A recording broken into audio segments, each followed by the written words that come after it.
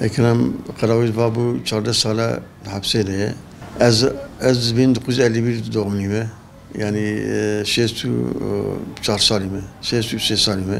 Diye Ekremci bu 3 sal rahmet kiriye. Pişti ki rahmeti, vatan rahmet kirici zaten o kanununa dernek etu na taziye. Neşandın.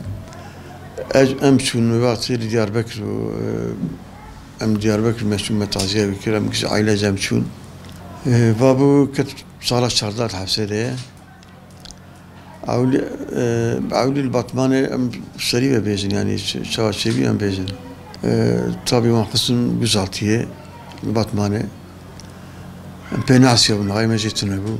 Güzeltiye de bistroma. Ya seviyor ki bistroz yitirma pişti ki had getirin hafta kişinde açım Batman'ı savcılık hem dilekçede savcı gönel vediraya.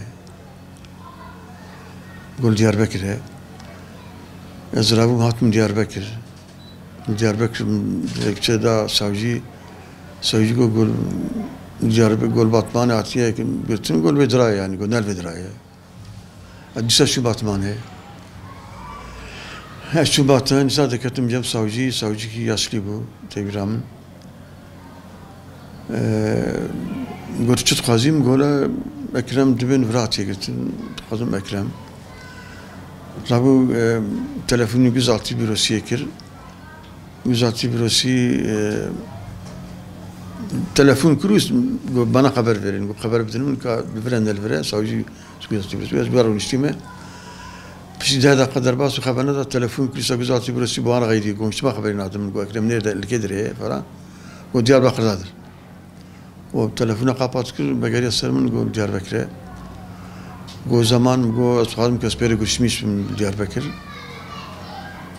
Rabu dilekçe nüfsan onu görüştürür. Zaten vidra şaşım adliye vidra meclisam dilekçe ayrıca insan da savcı. Tüm adliyem lebezekir telefonu güzelce bir şekil. Ve kaderi çend dakika haberdan kızım.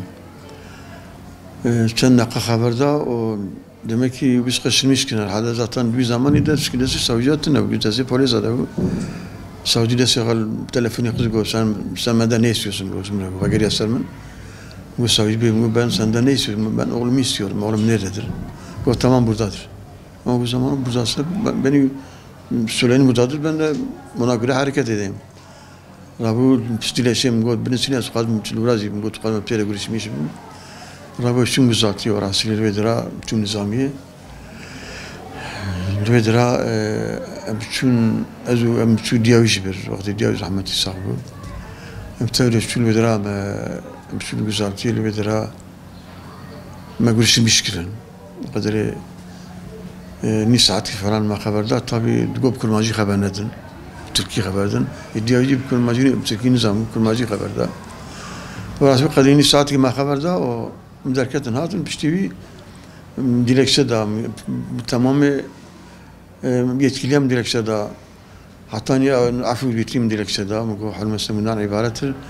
Bu Batman'ı hatiye getirin ve kısına güzelti ise kısına hapse ise kısına güzelti. Bir münasebeti ya tabi ortak günde bir vakti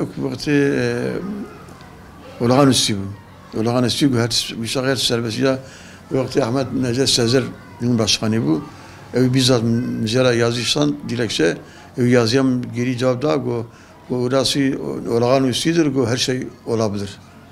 Yani kum goçum abi kısına güzelti kısına ceza kısına nana dilekçe Cumhurbaşkanı dilekçe Cumhurbaşkanı gerisan.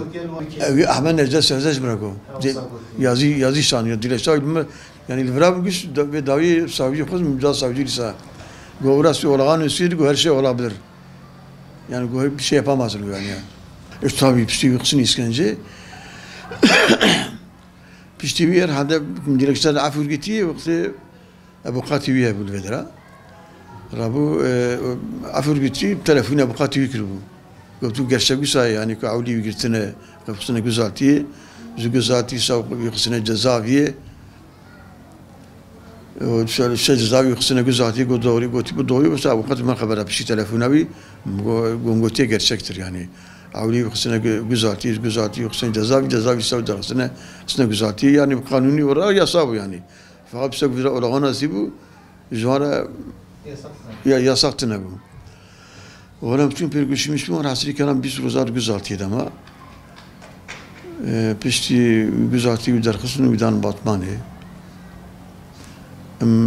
hafta car kirişin batmanı vedra zaten diye yine hoş bu hem tasyona bu hem bel fıtri piyara bu rasli perişani kem bütün dağıtın az tabi az o kanıma yem tavzer için pişti birden Diyarbakır الفيدرا جيم شون أم هفتة جاك شون قرشاوي أزوق خان ما يتبدا